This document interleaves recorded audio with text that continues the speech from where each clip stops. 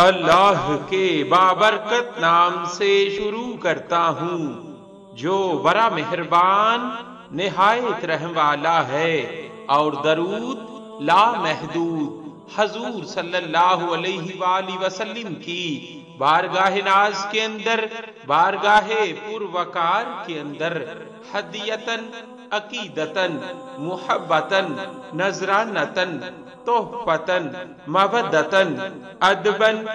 پیش کرنے کے بعد جو چاہتی تھی مل جاتا تھا،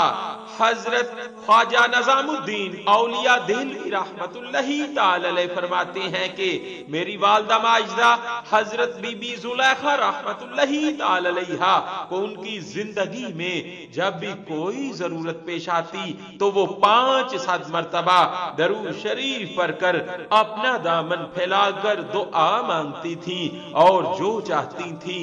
مل جاتا تھا صلی اللہ علیہ وآلہ وسلم۔ ہم پڑھتے ہیں اپنے آقا صلی اللہ علیہ وآلہ وسلم پر درود، کاروبار جو کرتے ہیں تو ہنسی کرتے ہیں، کیونکہ اس میں پرافٹ بہت زیادہ ہے۔ درود شریف ہر دعا کی قبولیت کا ضامن ہے، صلی اللہ علیہ وآلہ وسلم۔ صلی اللہ